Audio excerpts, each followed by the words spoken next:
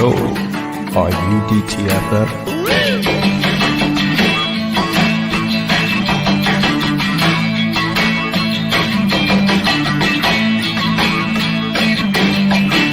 Once again, here's Drinking and Talking Fantasy Football with your host, Jake Trowbridge and Dustin Lunt. Welcome back to DTF, everyone. Happy Tuesday evening. Thank you for joining us. We have a great show for you this evening, starting what is probably my favorite series of shows here. It's our divisional breakdown series where we get really in depth, team by team, talk about the fantasy assets and what we think is going to happen this upcoming season. I really enjoy it. Tonight, the NFC North. Of course, we're starting with the NFC North. If you're big fans of the show, been with us since the beginning, you obviously know we're Packer homers. If you can't see this logo here behind me, you are blind. But for the audio listeners only, I suppose you're not going to see that. But yes, big Packers flag behind me.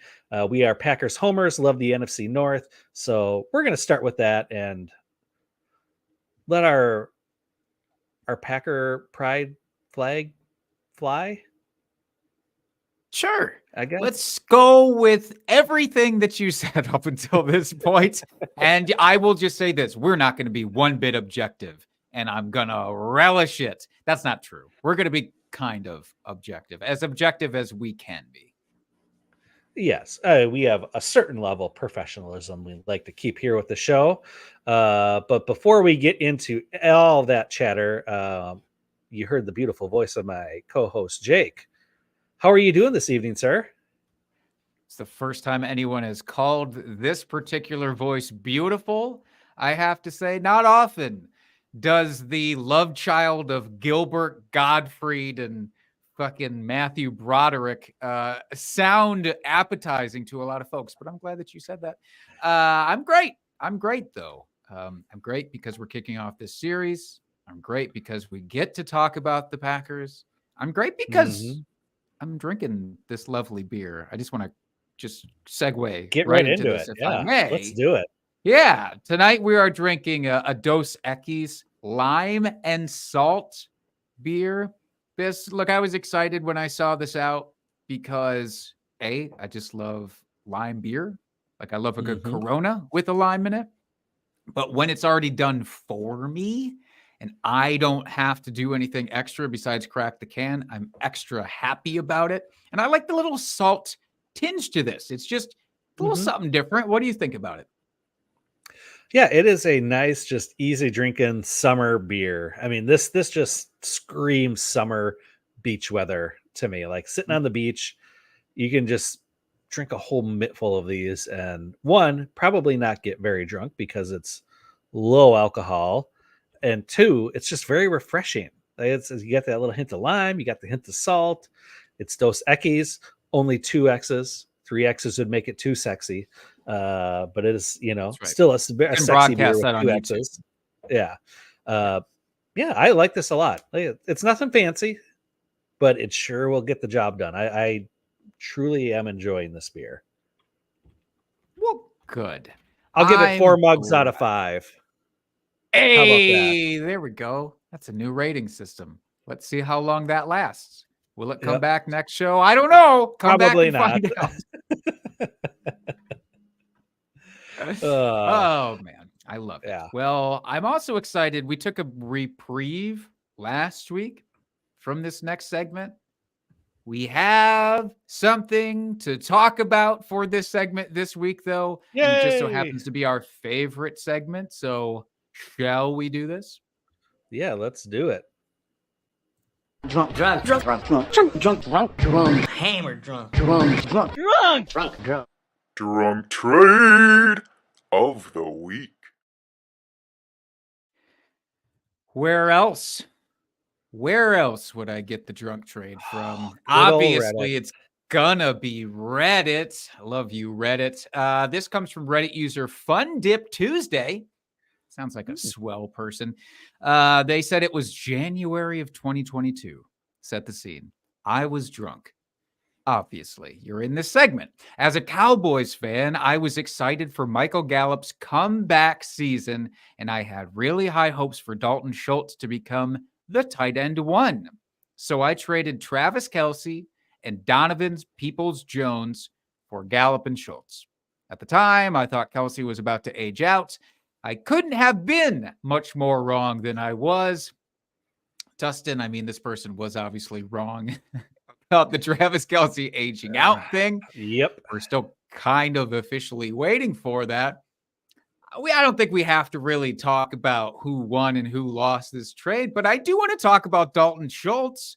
I think he's an interesting person. Obviously, this is not going to be an episode that features the Texans in our breakdown, but Dalton Schultz has at least returned a much stronger sense of relevancy than maybe this person thought after the fact. What do you think about that? Mm-hmm.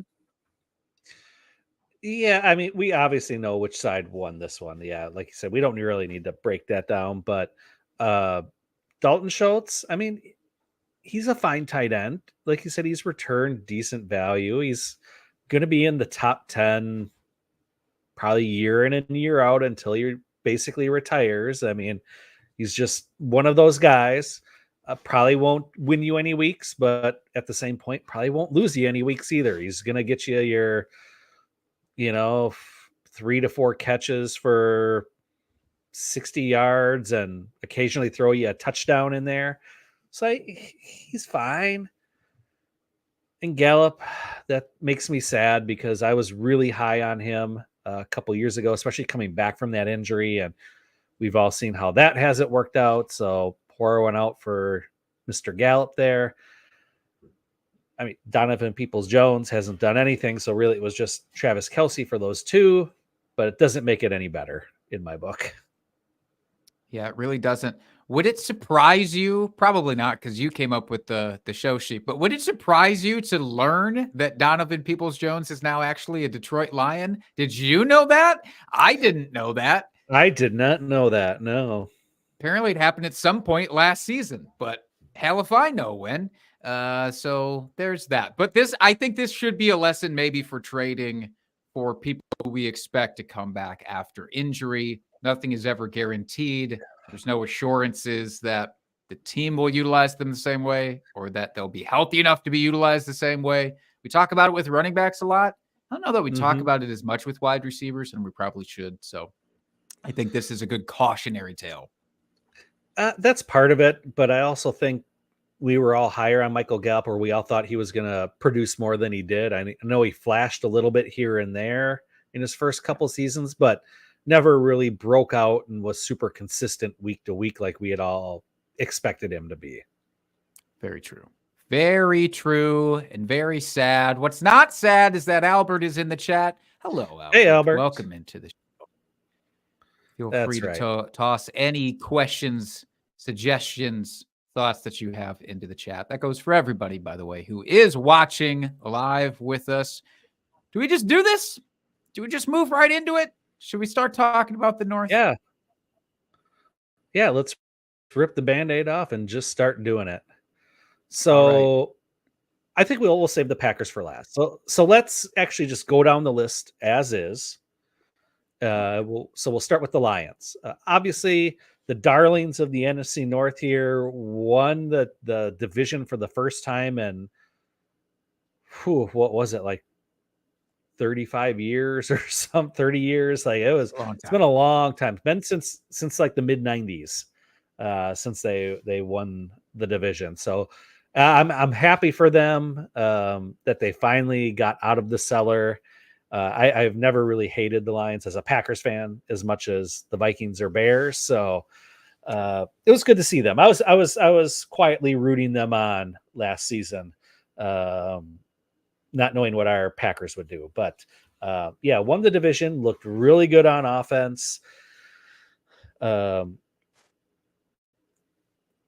really, they had really lost just one player from their team of note for fantasy purposes, and Josh Reynolds didn't really add anybody in free agency this year, and in the draft didn't do much either. They took a running back in the 4th round, Sion Vaki, I if I'm pronouncing the name correctly. So yeah, really didn't do much. They're kind of set as they were from last year from the offensive side of things. Jake, do you see this team taking a step forward offensively? I mean, they just signed their quarterback to another extension. Goff is the guy there now for at least a couple more years, I would expect at a minimum. I know it was a 4-year deal. Don't know the details too much here, but I would expect, it's probably he's there for at least a couple, I would say. So looks like they're going to have some stability on that offense with all these young players around and now their quarterback. So what are your expectations fantasy wise? Just kind of an overview for this team. Overall, this is my favorite team from a fantasy football perspective because nothing's changed. Because from the coaching staff on down, we can never just copy and paste stats from the previous year, obviously. But this team is about as close as you can get when you're trying to work through projections, just because the state of things is almost unchanged. Now, all you have to do really with this team is look and see, all right, as the season progressed last year, what changed? Which guys came on, which guys maybe faded away a little bit more. That's the type of thing that you have to look at with this team, rather than saying, all right, here's 5 or 6 new pieces that we have to try to get into this puzzle. So we're not often gifted with a situation like this for fantasy football, and especially a team that is actually producing good things for fantasy football, where we can just kind of look at last year and go, all right, we've got a solid basis for what to expect. Are you a fan of the fantasy value that the Lions provide? Absolutely. I mean, without a doubt. I mean, you've got Laporta, the dynasty tight end 1. Even for redraft, he should probably be going as the first tight end off the board. You got Amon-Ra St. Brown, just a stud, top 10 wide receiver. You've got Jahmyr Gibbs, rookie last year, just showing out. I mean, yeah, what's not to love with this offense and all these offensive pieces? And all of them being together for another year, I expect this offense to grow. I expect them to probably add a few wrinkles offensively so they're not just saying stale and just showing the same thing they showed last year. So yeah, I love this team, and I love picking up any of these fantasy pieces where I can. I think the biggest question mark for me on this offense is Jameson Williams. Now, he's coming off an injury after his rookie season, got into a little trouble with the NFL, was out for a while. Seemed like he was kind of on this knucklehead path, but he's also flashed at times. And it seemed like towards the end of the year, the Lions were making kind of a concerted effort to try to get him more involved in the game plan. And I honestly don't know how to feel about him when I'm looking at like my tiers of players and where I'm kind of ranking people, and just the little bit of best ball I've done. I'll be honest, I haven't dipped too much into best ball this year, but that's probably the best spot for ADP right now that we have. I don't know if I can get on board with where his ADP is. And I guess he's like the one question mark I just can't quite get my hands around on what to expect out of him. Do you have a feeling at all, Jake, for him? My feeling about Jameson Williams is part good, part bad. I think actually the release of Josh Reynolds does clear a path for Jameson Williams to be the number 2 receiver in this offense. However, do I trust him enough week to week to want to draft him when it comes that day? I don't think so. Dan Campbell, it took a long time for Jameson Williams to earn back Dan Campbell's trust. I think he's finally done that. The over-reliance on Josh Reynolds at parts last year was really frustrating for anybody who believed in Jameson Williams, especially because Josh Reynolds was just dropping balls left and right, it seemed like. But yeah, with Jameson Williams still being, in my estimation, 4th in the pecking order in terms of pass catchers overall, I'm not going to know which weeks to start him and which weeks to sit him. It's a worse situation of like Tyler Lockett all these years. I think it's going to be even more volatile, more of like a worse Marvin Jones, to harken back to another Detroit line. It's going to be like a more frustrating Marvin Jones, I think, for Jameson Williams. So I just won't be drafting him, I don't think. Will he be? You don't like his ADP now, but would you have a round idea of when he would actually be worthwhile? Not off the top of my head, but it's just, I have a feeling unless he falls, significantly for me, I probably won't be drafting him just because there'll be other players around there that I think either have more of upside or I just like better in their offensive position. Yeah. He's the one guy I had high hopes coming out of his rookie draft that year when he was a rookie, and just after that rookie season where he didn't really do anything, even coming back from the injury, I knew it would take him a little bit to like come back to full strength. But the fact that he didn't show anything in that rookie season really was concerning for me. And I have been off him since then. And meanwhile, we've got a guy elsewhere on the offense that I really want to talk about, because as a rookie, I'm not going to pat myself in the back with this, because I was both right and wrong about Jahmyr Gibbs. But let's talk about Jahmyr Gibbs, because I wasn't comfortable drafting him where he was going last year, because I thought it would be a slow start. And I didn't want to stand 5 and 6 weeks of a slow start of a guy who was drafted as high as he was. And that was kind of true. Really, it was like 4 weeks. And then he was basically, rocketing up. But Jahmyr Gibbs towards the tail end of last season start to get more usage around the goal line, obviously a lot of pass catching work. So floor and ceiling for Jahmyr Gibbs, because I'll be honest, I've got him ranked as my RB3 going into the season right now, because I think he has a really high floor and a really high ceiling. Do you see that any differently for Gibbs? I think that's fair. I mean, when you're talking about guys that could possibly be above him, you got CMC for sure, probably Bijan, and then Breece Hall for me. So, I mean, he's right in that area, 3, 4. I guess it really depends on how involved Montgomery is. I almost wanted to say Jamal Williams, but former Detroit player that I'm in love with. But yeah, David Montgomery, depends how much he's actually involved this year.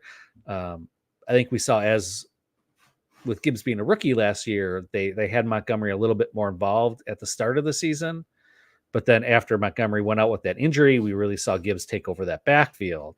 Now, are they going to want to try to keep Gibbs a little bit fresher throughout the season, knowing that they're in a really good position to go on a deep playoff run, and maybe try to conserve him a little bit for the playoffs? That would be my only concern, but it's tiny. It's wee. I think, yeah, I think his ceiling is probably RB1. I think that's well within the realm of possibility. And I think his floor would be like top 5. I think he is solidly just going to be a top 5 running back this season. Yeah, there's a lot of guys that I think have his high-end range of outcome, but very few that have the type of floor that he does. So I'm going to be trying my best to get Jahmyr Gibbs on my teams this year. David Montgomery, I will just throw in as an aside. I think he's probably going to be undervalued because of what Jahmyr Gibbs is doing, but I think this is the type of offense. It's like the Alvin Kamara and Mark Ingram offenses of old. Like, people like the flashy Alvin Kamara, and he had the, higher ceiling. But don't forget about David Montgomery, who's probably going to be drafted well outside the top 12 come redraft season. Yeah, when you look at the guys that are being drafted right after him, you've got Saquon, Jonathan Taylor, Kyron Williams, Devon Achane, and Josh Jacobs, just about rounding out your top 10. Yeah. I don't see any of those guys that have the ceiling that Gibbs does. And I think their floor is quite a bit lower as well. So, I would have no issues taking him probably in the back end of the first round come redraft. Yeah. Oh, I'll take a mid first without question, and I'll sleep like a baby. I would say Devin Achane has his ceiling, but nowhere close to his floor, in my estimation. I don't even know if he has that ceiling just with the way that backfield is shaping up to be. But we can definitely put a pin in this conversation for when we talk about the AFC East. Goddamn right. Look at you like a fucking pro teasing the audience. I don't know that we need to tease this guy. This is like a very straightforward question, Yeah. but Sam Laporta, I mean, tight end one? Is he tight end one? I think so. Yeah. Okay. I think it's pretty safe to say that. I just threw that on there because he had such a fantastic season, record-breaking tight end rookie season. So it's kind of like the question from there as well. Can he maintain that level? And where he's being drafted right now, people are definitely expecting that. As we were saying with this offense, we expect the, same thing as last year. All the offensive pieces are going to keep humming. So is there any reason why Laporta shouldn't do the same thing? No, but I at least thought the question was valid to ask. It is valid to ask. And the only thing that I could see cutting into his workload is what if Jahmyr Gibbs gets even more pass catching work as they go into the second season? Because we always talk about, as our friend Coupe Fiasco on Twitter, by the way, always knows, you want to look at a tight end who is hopefully a top 2 option in his own offense from a passing perspective. So I think he is. I still think he is. But it is something worth noting about Jahmyr Gibbs. For what it's worth in terms of where you draft him, I'm probably going to go ahead and take Travis Kelce a couple of rounds later, though, at this point, and hope for a bounce back season because he had such a down year last year. The entire Patrick Mahomes-led Chiefs offense did. So in terms of value, it's still, I'll probably never draft a tight end as high as I'm supposed to for the overall tight end one. So Laporta will be included in that, unfortunately. Last question that I had about the Lions, if I may. Before we move on, if you could. I got some flack about my ranking of Jared Goff on a TikTok live I recently did. So I'm not going to tell you where I ranked him, but are you drafting Jared Goff in a 1 quarterback league? Yes. Okay. Yeah, and here's the reason. I think he's going to be the quarterback that you can wait on and get him much later than other quarterbacks because he's got that stigma about him that he's Jared Goff. Like he's not a flashy quarterback, but he finished as the QB7 last year. Like why is he? If we're all thinking that this offense is going to do the same thing as it did last year, why wouldn't he finish within the top 10 again easily? And if you can take him as the 13th, 14th, 15th quarterback off the board because people are just not going to be in love with him. Yeah, give me that discount all day and let me accrue the value at those other positions. So you're in line with the commenters on TikTok Live as I was presenting this. I had him outside my top 15. I only did the top 15. He wasn't on that list. I made it very, very clear he's right below that cluster. My issue with Jared Goff is that, like on a points per game basis, the last 2 years, he's been QB 15, QB 16, and week to week, that's basically what you're getting out of him. It's like anywhere from, let's say, QB 9 to like QB 17 on a given week. And I want to chase those quarterbacks that have a higher upside. And it can't be the weapons excuse because he's had these exact same guys last year. True. I mean, a couple of more rookies, to be fair. So maybe they build on that. But I just had a hard time saying for sure I would draft Jared Goff. If I took a backup QB in a 1 QB league, I'd love to have him as my QB2, but I can't get on board with that. Can we beer bet this? Can we make a beer bet out of Jared Goff? Okay. Please, let's do it. I would like to put the line. I think we should just do overall finish in terms of like QB, 10 QB total points, 20, whatever total the fuck. points they're saying. Not even total points, but just like where he finishes positionally. Like, will he finish above or below QB, 13? Okay. Or something like that. Does that make sense? Okay. Yeah. So I'll take go ahead. below. Set the line. Can we You set want the line 13? at just QB 13? And that way Sure. he has a little bit of fluctuation. Well, I'd even do QB 14 in points per Fine. game. Let's do That's QB fine. 14. So I'll take the Okay. below and you take the over on Yeah. Jared Goff for that. I will take Wonderful. that. I'll lock it in. By the way, other Dustin in the chat, Dustin Lucky says Laporta is the clear tight end one.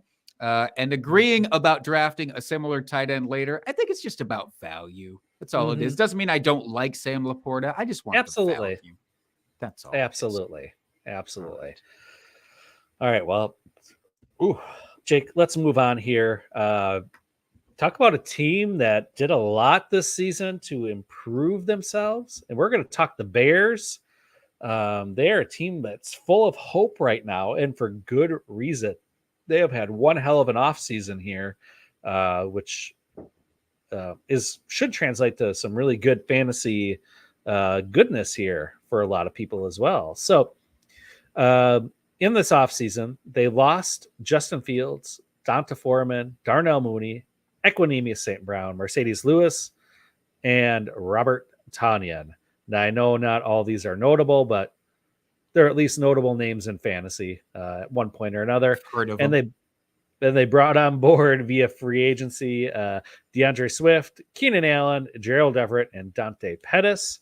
And in the draft, Caleb Williams, first overall. And then in the first round again, took Rome Odunze.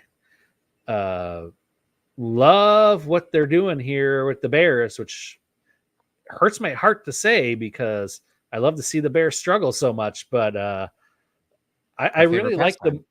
Yeah, I do have to say I love what the Bears are doing. It looks like this front office has finally got their head on straight. They got the rookie quarterback again, even though they just took Fields a couple seasons ago. But this time they put some really good weapons around him. So there should really be no excuses why this team doesn't take a step forward this year. And I'm expecting quite a bit out of these fantasy players. Where are you landing? See, it's so hard. It's so hard because it is a rookie quarterback. Yes, a generational prospect. The last generational quarterback since Trevor Lawrence, which was obviously like 2 decades ago, right? No, it's like 3 years ago. But he is generational and he is supposed to be kind of Mr. Amazing here coming in. But you've got a rookie QB, a rookie wide receiver. We don't know where he slots on the depth chart necessarily. But I will say the offensive team that they've built around him coming in, we're looking at a lot different situation than Trevor Lawrence walked into in Jacksonville as a rookie. A much different situation than Bryce Young last year walked into in Carolina. So he's set up, I would argue that him and a quarterback we'll talk about later in this show have probably walked into some of the better situations that any rookie QB have in quite some time. So I think that there can be a lot of production. I think we're going to have to be really careful, as we're going to talk about where you push your chips in on this offense, though, in particular, because a lot more question marks than in Detroit. There are.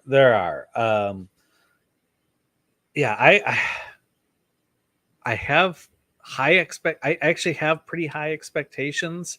I'm trying to keep them tempered. I think it's just the excitement of, what could be with the Bears actually having a good quarterback under the helm for the first time since Jay Cutler was there. Jim McMahon going back to the 80s, late 80s, I guess. Yep. I mean, I'll give Cutler his due. That's okay. Yeah, he had some good seasons. We like Smoking Jay on this pod. That's right. So, yeah, I'm trying to temper my expectations and not get too high on this offense, but I just can't help myself. So I think the first question we should address here is the wide receivers. You've got DJ Moore, you've got Keenan Allen, and you got the rookie Odunze. Which of these wide receivers are you targeting, Jake, and why? Well, I am not going to be drafting Rome Odunze probably this year. In Dynasty, I'm a big fan. Mhm. I like that he comes in Mhm. with Caleb. They can establish a nice rapport, grow together, learn together, Mhm. thrive together. But for this year, I'm not in it. There is a great stat that I found out from Ian Harditz. Amazing with some of the stats that he pulls out. He said that no wide receiver had finished better than wide receiver 7 with a rookie quarterback playing. And did you know this? Since 2010, only 5 receivers entirely finished top 12 or better with a rookie quarterback starting. So that eats into this entire group. So we've got DJ Moore. Mhm. Hypothetically, you could try to get him up towards that fringe top 12, but then I look at a stat like that and I'm like, well, fuck me. Is he going to break the mold? Is he? Because a lot of those, even the 5 guys who've done it with a rookie quarterback since 2010, had like no competition. All these guys now have competition. Mhm. But I'll say Odunze is the odd man out for me just because it's a rookie Yep. with a rookie. It's a hat on top of a hat. It's too much. So Keenan Allen is the guy that I'll be targeting in drafts because I really think he will fall, I don't know, outside of the top 6 rounds, maybe even. So he's old. We talk about it all the time. Keenan Allen, he's old. Nobody wants the old guy. But for 1 year, they're all walking into the same new situation. Yeah, DJ Moore played there last year, is with a different quarterback, is with a different coordinator. Like they're all going to be in the new regime. So I'll Mhm. take Keenan Allen. But if DJ Moore is sitting there staring you in the face at, let's say, middle of round 3, are you just going to pull the trigger and take him? Or are you going to Ra- wait and hope you get Keenan? Round 3, no. I'm with you on this one, Jake.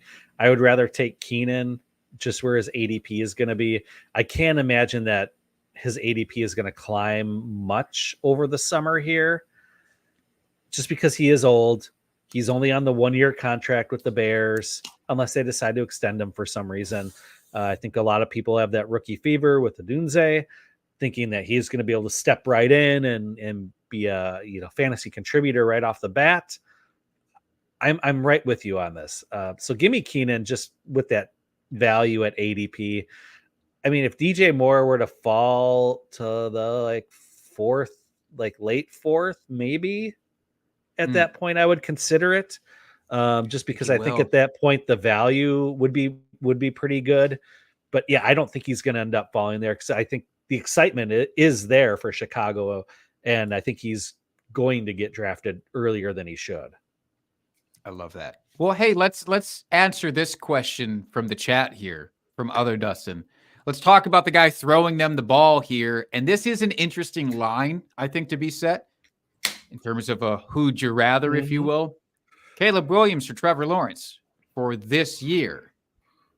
Mentioning what the rough situation was for T-Law back in the day, obviously much better situation right now. But if you're looking at, and they'll probably go very close to each other in ADP, I guess. Who'd you rather have? Well, right now, Trevor Lawrence's current ADP, I'm grabbing this off of fantasydata.com. Trevor Lawrence is currently QB 16 and Caleb Williams is QB 11. God, that's a tough one, though. I would probably take T-Law just at the ADP value at this point. And I only think Caleb Williams, as the summer goes on, is going to get more hyped up, and his ADP is going to get pushed up a little bit more than it already is. Like this early season ADP isn't quite settled yet. So give me T-Law. I'm going to take Caleb. You like that upside better? Yep. Yeah. It's so close, but no, it's I'm not close gonna for be me bummed with too. either. Yeah. No, don't get me wrong. I'm not, saying I'm out on Caleb by any means, but just looking strictly at the ADP, and they'll probably end up finishing, like you said, pretty similarly close at the end of the season. So just again, trying to snatch up that value in my draft. So give me that ADP value. I'm down with it, man. They're very comparable types of like rushing upside dudes as well. Mhm. So yeah, I do like that. Talking about rushing, transition, Look at you. segue. Let's talk about the running back. Let's talk about the backfield in general Mhm. in Chicago. There, you asked this question. I think it's a great question to ask. Do we have concerns about DeAndre Swift, who was just brought in, as being a true workhorse, or even the 1A of the group that's there? Because who's there right now? And It's Swift, it's Khalil Herbert, it's Roshan Johnson. Are we missing anybody? mhm. No, those are the main 3. I'm sure there's, some ancillary other backs, but I mean, those are the main 3. And that was my big question as I was, trying to think about this offense and how this backfield is going to shake out. Yeah, they brought in Swift via free agency uh, for a decent contract. It wasn't world breaking or anything, but it wasn't the league minimum either. But you also have Herbert that has flashed at times, very good pass catching running back. And they drafted Roshan last year with decent draft capital. I believe it was the 3rd round, I want to say.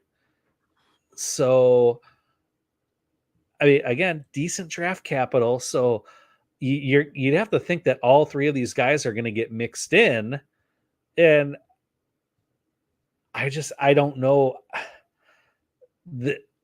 Like Jamison Williams with the Lions, I just don't know what to think about this. I think Swift will end up being kind of the guy that ends up getting the bulk of the workload, but I think it's going to be more evenly split than we're anticipating. I could see it being like a 40-40-20 split or something like that, or 40-30-30 split. Like I think it could be. I think they're going to want to get all those guys involved. It's really hard. It's really hard because talent-wise, just give me DeAndre Swift. Just let me have him. Let me have DeAndre Swift. When he was with the Lions, he proved he's one of, if not maybe the best pass-catching running back in the NFL. When he was with the Eagles, he proved that he can just fucking run straight up the gut, and he can do that part as well. So Bears, you have the opportunity to merge both of those two things, for the love of God, for us fantasy enthusiasts. I hope that they take advantage of that. But to your point, yeah, the other guys aren't slouches. I will say I'm just kind of out on Roshan. I had high hopes for him last year. I got burned. I think I just have to concede he's not as good as I thought that he was. But Khalil Herbert is interesting. Now, they have a new offensive coordinator. Last year, we could have looked at this, and I think we even had this conversation last year. It was like, whoever they tell us it is in training camp, that's just the guy that you draft, because they don't do a rotation, or they didn't under Getsy. And now you've got Shane Waldron coming in from the Seahawks. Seahawks also utilized primarily a lead back. But was that him or was that Pete Carroll? I don't know that we know that for sure. So that's the only reason I'm a little hesitant. I'll still take DeAndre Swift. I don't have him ranked in my top 15 running backs for the season, but I will take the chance. Yeah, again, looking at ADP, he is going as RB22 right now, which I think is great value. I would definitely be drafting him at that spot all day long. I think he's going to outperform that pretty easily. I would say he's probably going to be like a mid-range RB2 come the end of the season. I don't know that he could, unless he truly is the workhorse and Caleb really gives him a lot of pass catching opportunities out of the backfield. I don't see him getting into the top 12. I mean, there's always that possibility, but I think he could be a solid RB2 for you. And I think he's going to outperform that ADP of RB22 pretty easily. I can see that. And again, rookie quarterback. I'm not saying Caleb is like any other schlub rookie quarterback coming in, but maybe he does want to load him up with, dump offs at least to start the season or something. Okay, how about this? Because I'm guessing they're right around similar ADPs. DeAndre Swift or James Conner? Oh, give me Swift. Connor is actually 3 spots higher at RB19 right now. Ooh, if that good to know. if that interests you. But yeah, I would Man, I I would take love Swift. I think James he has a Conner. higher. Yeah, I think he just has a bit of a higher ceiling than what Great. Connor gives you. We are agreed on that front. Anything else you want to talk about with the Bears before we move on? I don't think so. I mean, the tight end's kind of a mess. They've got I don't Everett, they've want him. got Komet. I'm out on all of it at this point. Yep. So, Agreed. all right. Well, yeah, let's move on to the other team we hate the most in the division, and that's the Vikings. I say that facetiously. Like, I don't hate the Vikings. I mean, my brother-in-law is a Vikings fan. I don't hold that against him. But notable losses this offseason. Kirk Cousins. I guess I could have put Alexander Madison on the list too, but I decided not to because it really wasn't that notable. Notable additions. We got Aaron Jones coming over from our beloved Packers. Sam Darnold, I guess. Trent Sherfield, I guess. And then in the draft, the only real fantasy relevant position was the quarterback JJ McCarthy, which they got. So, as you're talking about with the Bears, kind of great situation for JJ to walk into here. You got Justin Jefferson, you got Addison, you got Hawkinson, you got Aaron Jones. I mean, you got a ton of pass catchers. They got a pretty solid offensive line, Yep. which is great for a rookie quarterback. I'm expecting him. I don't know if he'll start right out of the gate because they did bring in Sam Darnold. I guess it really depends if they want to try to bring him along a little bit slowly. I have a feeling it's going to depend on how maybe the first couple games of the season go. Like if they win the first couple with Sam Darnold, they'll maybe ride him as the hot hand as long as they can. But I think if they lose right out of the gate, you could see McCarthy in there right away. But do you think he's going to start all the games, or are you with me and Darnold's going to get a shot just kind of be that bridge quarterback for part of the season? We go through this every offseason. I know. Anytime that a veteran gets brought in at the same time they draft a rookie, it's it's the first page of the book of what they have to say for their talking points. It's going to be a competition. Could Sam Darnold start 2 games before they just bring JJ McCarthy in? Yeah, sure. So for a redraft perspective, I'm not going to draft JJ McCarthy anyways. But I would say 2 games is probably the most I would expect Sam Darnold to start before he goes back to backing up somebody else. I guess the more important question for me is, does one of them being at the helm boost the fantasy value of the rest of these guys, though? Like, are we paying more attention to the wide receivers if Sam Darnold does start more games? Or are we comfortable with JJ McCarthy? I don't feel good about either of them as far as like lifting a specific position above another. Give me JJ McCarthy. He's got the youth. I think he's got probably a little bit better arm than Sam Darnold. We know what Sam Darnold is, and it's not exciting. Let's be honest. So, I mean, give it. I'll take JJ, and I don't think he hurts any of these offensive positions at all. I think we'll still expect Justin Jefferson to be Justin Jefferson and do just fine. I think Jordan Addison will take a step forward. I don't know that. I don't think JJ McCarthy is going to be able to support 2 high-end wide receivers in his rookie season. But with Justin Jefferson, yeah, he's the guy. So Addison, I'm a little bit more tepid on for this season, at least. I still like him for Dynasty quite a bit. But I think for this year, for redraft, I'm probably going to stay away from him.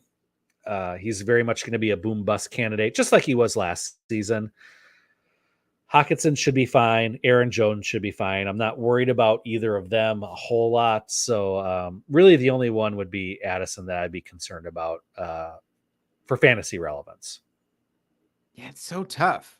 It's so tough because everybody I've heard talk about JJ McCarthy, the question mark is like, he didn't have to throw the ball in college because that Michigan team was just set up where the defense was so good and they just ran the shit out of the ball. And we barely got to see him even throw. And then again, throwing that thing from earlier with rookie quarterbacks and how that affects wide receivers. And I don't know that I'm going to draft Justin Jefferson this year. I really don't know that I will do it because he's going to go top 3 for wide receivers. There's no way he falls. It's probably going to be CD Lamb, Tyreek Hill, Justin Jefferson. Mix and match them however you want. Maybe Jamar Chase. I'd rather have Jamar Chase this year than Justin Jefferson. But I don't know if I'm in the minority or not on that. But yeah, no one's ever finished better than wide receiver 7 with a rookie quarterback since 2010. Only 5 guys in the top 12. He's got all this competition from legit dudes like Jordan Addison you talked about. Like he's a fucking legit dude. Maybe you don't want to draft him this year, but he's fucking legit competition. TJ Hawkinson, whenever he comes back from injury, and we got to talk about that part, he's a legit competition. Aaron Jones out of the backfield, he is legit competition. So I'm not going to draft Justin Jefferson probably in any redraft leagues this year. And that's the biggest bummer that I will take out of this. How about, though, let's talk about TJ.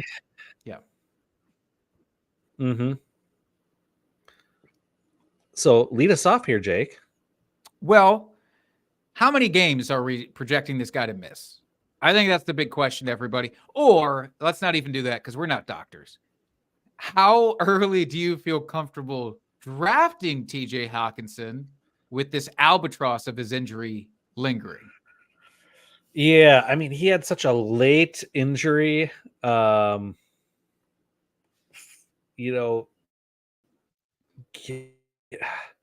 It's hard to say, and I'm trying to find an update here on the interwebs for him if they tell us a timeline at all, but I haven't heard anything. It's been ghostly quiet. I'm just glancing over an article, and it's just all it says is that he's surgery was successful and he's recovering as anticipated. There's been no setbacks so far. But I mean, typically you're looking at 9 months,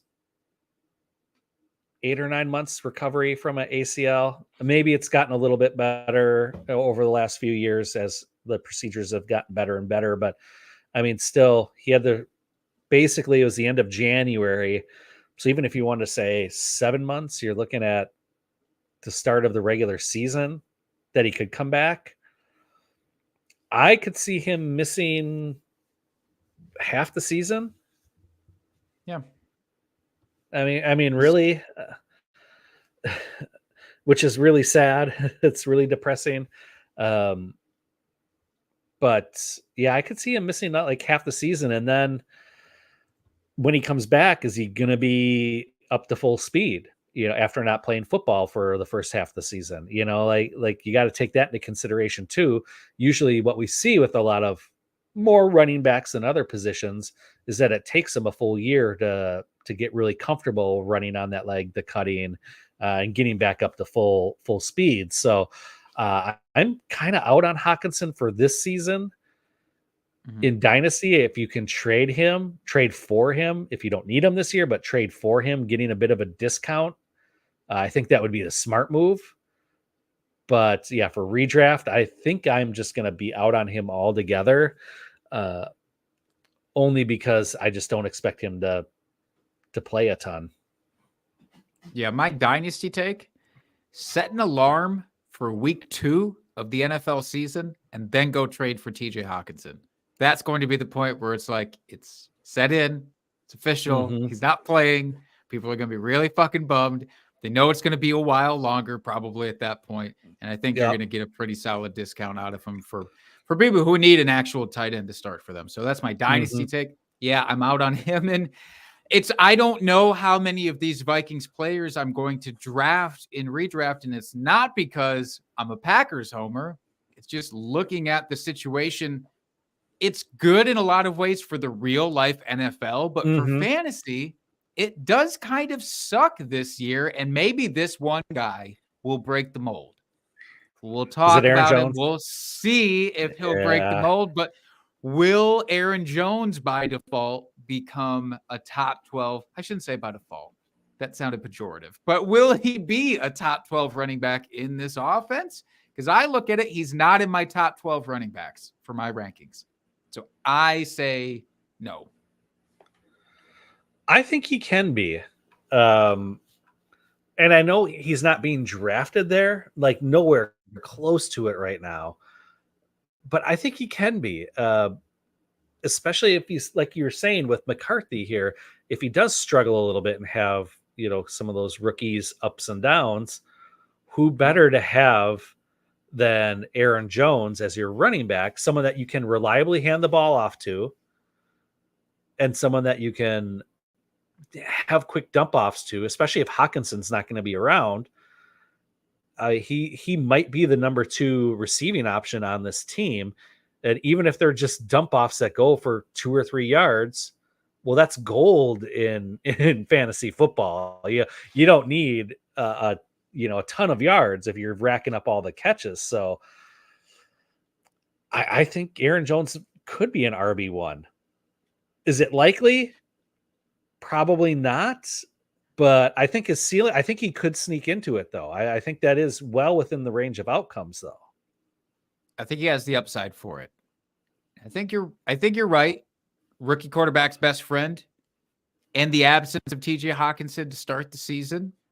Do they get more creative? We've seen Aaron Jones run out and run some routes and actually do that and kind of fill in for some medium yardage. We've actually seen him catch some bombs too in Green Bay.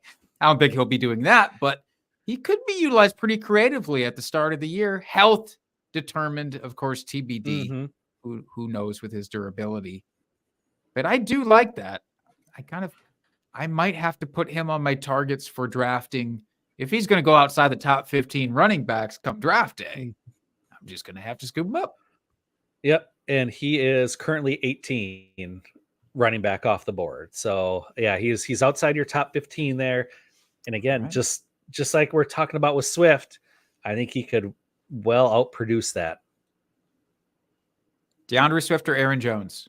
You got to pick one.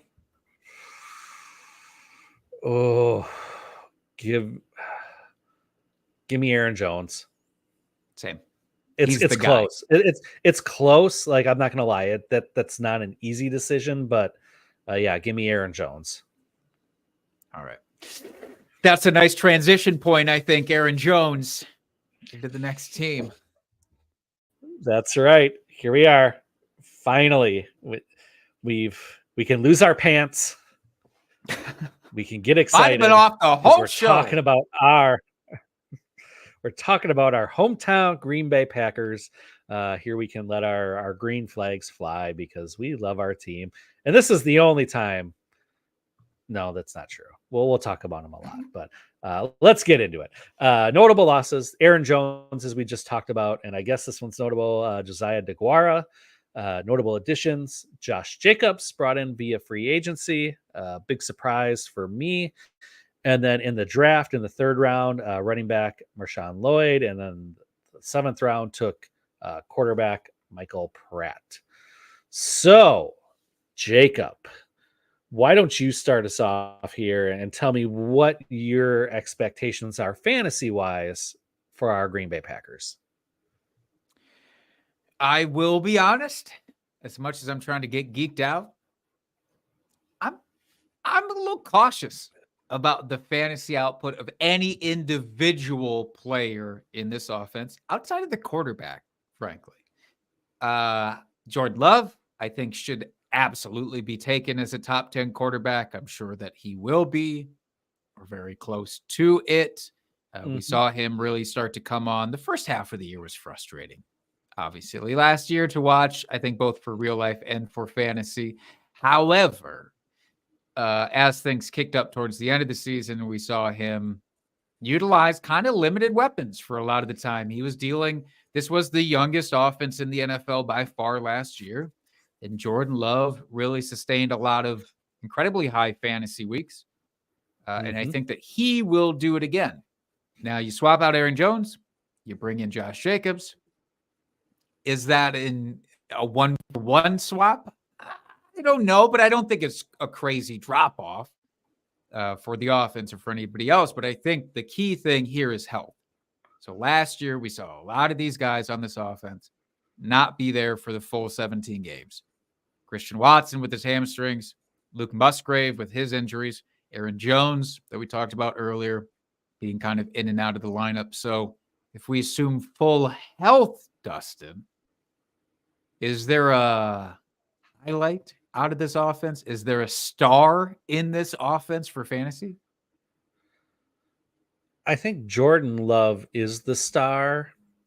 The real question for me is which of these wide receivers do you target? And Dustin in the chat says Romeo Doubs is the wide receiver to own in Green Bay and to book it. I don't know if I'm there. You've got Christian Watson, who we all have high hopes for, but can't stay on the field. But when he's been on the field, has been incredible. Electric. We got Jaden Reed, rookie last year, came onto the scene and really established himself in this offense. Romeo Doubs, another great young wide receiver, came in with Christian Watson in that rookie class. And then you got Dontavian Wicks, who also came on towards the end of the season, flashed, and was part of that due to the injury of all these other wide receivers because they all missed time here and there throughout the season. Was that just a function of he was the only available, the only warm body on the field, so he by default got targets, or did he actually earn those because he's, hashtag good at football? I don't know. And I don't know. I mean, Jaden Reed, Christian Watson are probably going to be drafted too high for my taste to get them in redraft this year. So by default, I might end up getting like Romeo Doubs or Dontavian Wicks a little bit later just to try to get a piece of this offense. But if they all stay healthy, it's hard to say. Like you said, we don't know because they were all injured at some point or another last season. Like we don't have even like a consecutive like 4 or 5 games where all of them were healthy, right, that they all played at the same time to be able to get any sort of sample size to know who Jordan Love's more preferred target was. So like I said, I'm going to take probably one of the later round wide receivers this year, only because I don't have a good feel for who Jordan Love's preferred guy is going to be. And honestly, I don't want to take the chance on Christian Watson where he's being drafted, just with the 2 years now of bad hamstrings, until I can see him get past that. And he doesn't have to play all 17, but he's got to be available a hell of a lot more than he was this last season for me. Sure. I understand that. However, I'm going to roll the dice on Christian Watson because I think this is actually the year you get the discount, Christian Watson. Okay. Last year, you're drafting this guy fucking round 4, Christian Watson, at least in best ball ADP. I don't remember redraft ADP. It was high. And I was notoriously last year the guy saying, I'm fucking out on Christian Watson. I don't want Christian Watson. Give me one of these later guys. I'll figure it out and sort through the roughage. Now, I want Christian Watson going in round 6, round 7. In some drafts, I've been in even round 8 for best ball. If he is healthy, you've mentioned it. The dude is electric when he's on the field. I know when to play him, hypothetically, which is when he's healthy. And if he's not healthy, then shit, all right, I got to find somebody else to swap in. Unless he gets injured mid-game, which of course can happen. But I'm going to roll the dice because I think it's the best value you'll get. If he plays full 17 and does Christian Watson thing, next year you're going to have to be drafting him in round 3. So I'm going to try to eat that value while I can. If I don't get him, I'll take Dontavian Wicks, actually. I love Dontavian Wicks. I can't say enough good things about him. I mean, hell, Coach LaFleur compared him to Devontae Adams. And we all know you take those things word for word, line for It's the line. Bible. That's right. But no, and I So- love Romeo Dobbs, but I would Mhm. rather go with Wicks, I think. Yeah. So right now, you've got Jaden Reed being the first Green Bay wide receiver off the board at 34 wide receiver. And then you've got Christian Watson going at 44, 44th wide receiver off the board. So he's definitely at a discount. And I agree with what you're saying. I think if, especially if he's going in like that seventh, eighth round, I think he could well outproduce that. And just as I'm just glancing at this ADP, some of the other guys that are going above Christian Watson right now, it's just like, give me Christian Watson all day. You've got a couple rookies, Brian Thomas, Xavier Worthy right above him, DeAndre Hopkins, Jordan Addison, who we just talked about. Adunze is above him. I just can't get on board with any of those guys. So I think you're right. I think he could pose a really good value for this year. And yeah, if he continues to stay where he's at, I'll probably have a few shares of him at that ADP. It's kind of nice. I mean, again, no guarantees with any of these guys, I would say this year, because of everything you talked about. But I do want to talk about the backfield, though, because that's at least we know the pecking order of this one as opposed to the wide receivers. Josh Jacobs is obviously the guy. They paid him a decent chunk of money to bring him over. AJ Dillon's still technically there, but he was brought back at like the cheapest of cheap contracts. He could be out before the season starts. And he's not going to make it. I was going to say if he survives, he's not going to make it past this season. I think if the running back they drafted, Marshawn Lloyd, if he shows out in camp, I think they could cut AJ Dillon or maybe try to trade him just because he still has a little bit of that name recognition and he's still fairly young. But yeah, if Lloyd shows out, I wouldn't be surprised, like you said, if they end up cutting him or trading him in the preseason or early season this year. Yeah, so in Dynasty, like I have thoughts about Josh Jacobs, and I actually think that he's undervalued probably in Dynasty. But in redraft, I don't even know what is his best ball ADP right now. I mean, are we looking at having to draft him as a top 10 guy for sure? Yep, he is RB9 currently in ADP. Do you want me to tell you the guys that are going around him? Kinda, yeah. So let's see.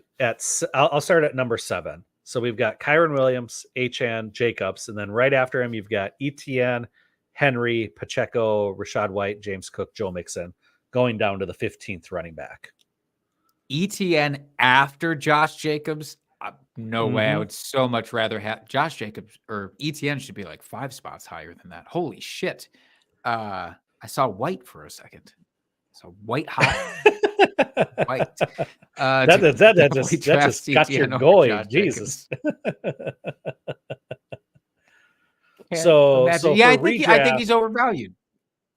Okay. You don't think? I mean, I don't know that I disagree with you. Do you think he's got an RB1 finishing as a top 12 RB this year? I mean, yeah, hypothetically, his volume should be similar to what he saw with the Raiders. His efficiency should hopefully go up because the Packers are not as much of a trash heap on offense. It's really about how much does Marshawn Lloyd eat into this. If he's the big play guy and Josh Jacobs is just there as the plotter, I am much less excited about Josh Jacobs and even his scoring opportunities because, again, look at all the fucking pass catchers that are there for Jordan Love to throw to. When he gets to the 5-yard line, is he going to hand it off to Josh Jacobs or are one of these 2 fucking tight ends that we barely talked about going to be out there catching that ball instead? I wonder how much his scoring upside is capped. So Yeah, he could finish as a top 12 guy, but I'm not going to draft him as such. I don't think. I just don't think I can. Mm-hmm. Yeah, it's going to be tough for me as well. I think we're pretty well in alignment here. Like you said, I think his efficiency will probably go up a little bit, but I think the opportunities is going to go down only because I think they're going to be passing the ball so much more. They're going to be a more pass heavy team than a run heavy team. So that's why I don't know that I could draft him as the RB9. I just like he's going to be the guy in this offense. I think he's going to be the workhorse, but we saw plenty of times last year where AJ Dillon or one of the other no-name running backs on the roster got opportunities just to spell Aaron Jones to try to keep him healthy for the long haul. So I would expect LaFleur to do the same thing with Jacobs. So yeah, I don't know if that I can get on board with inside the top 10. I want it. I want that to be a thing. I think know. Initially, I thought it could be a thing, but as I start thinking about it more, I just don't. I don't feel good about it. I don't think he has a top 5 range of outcome. And No, you're I drafting don't him close to think that. so either. I mean, things would really have to go south for the Packers for that to happen. I mean, they would have to be a super run heavy team, and I just don't see that. And then when you look at the other running backs just going around him, I mean, Derrick Henry. I mean, I could see Derrick Henry being a top 5 running back this year in Baltimore, and he's going at 11. So I mean, there's just other guys that I feel like have a higher ceiling than what Jacobs offers, and it just makes me hesitant to be drafting him that high. Agreed. 1000%. We can end. It's too bad it's on a negative with the Packers. You like Tucker Kraft this year? I don't know which of the tight ends to target, to be honest. Do you have a feeling between Musgrave and Kraft? I think because they both when these guys are drafted, they both flashed last year at times. I know Musgrave had more of the injury, but I mean, they both showed out. I mean, they're both going to be great for real NFL football. Like for the Packers, they're going to be great. They're both going to get their opportunities on the field. But fantasy wise, I just don't know which one to target this year. I'm running back from last year. Last year, I just said, well, I don't know. What are their draft profiles? One of them supposed to be the better run blocking guy. One of them supposed to be the better pass catcher. That apparently was Tucker Kraft, who was supposed to be the better pass catcher. I'll just take him again because Luke Musgrave missed so much of the year. It's not like he had a ton of time to focus on honing that part of his skill set to be the pass catcher. But you don't have to draft either of these guys probably in redraft. They're both going to go undrafted or, last round. But I'll take a stab at Tucker Kraft. Yeah. Okay. And the guy can Fair drink enough. like a fish. So he's my kind of people. We should have him on the show. Really should. We'll try to make that happen. All right. Any final thoughts here about the NFC North, Jake, before we sign off? It might just be the most competitive division in the NFL this year.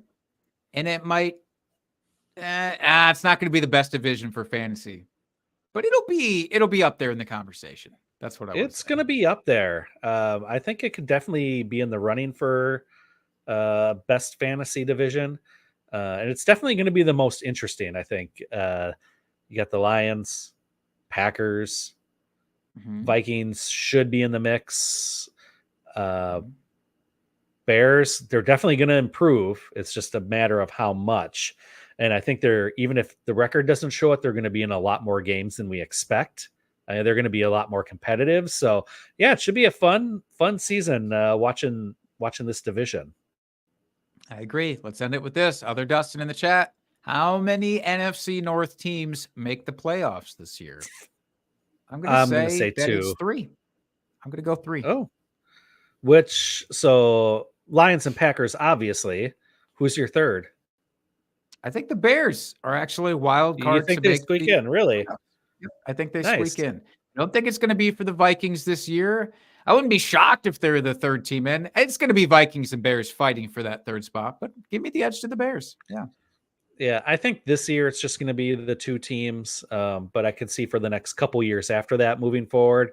I mean, you're really going to have a tight race there uh, for the wild card at least, which is great. So, on that note, I think we'll end it here for this evening. Um, Send any of your thoughts, send your drunk trades, any questions you may have to my partner at Jake Trowbridge. You can send it to me at FF Dusty Dog. You can send it to the podcast handle at Drinking Fantasy on the website formerly known as Twitter. And we will answer all the questions you have. Give us a rate, review, subscribe, all that good stuff we normally tell you to do. Just go do it if you haven't already. And we'll continue our divisional breakdown series next week. Not sure. Do we know which division for sure we're going to do, or is still up in the air, Jake? Think it's going to be the AFC North, but don't you hold Okay. me accountable for it. No, I won't. Whoa. Don't be so defensive. But yeah, so tentatively we'll be talking AFC North. So if you really want to hear about the fantasy goodness with that division, come on back, join us at the same time next week. We'll be here. And on that note, folks, keep drinking and talking fantasy football. Cheers, FFers.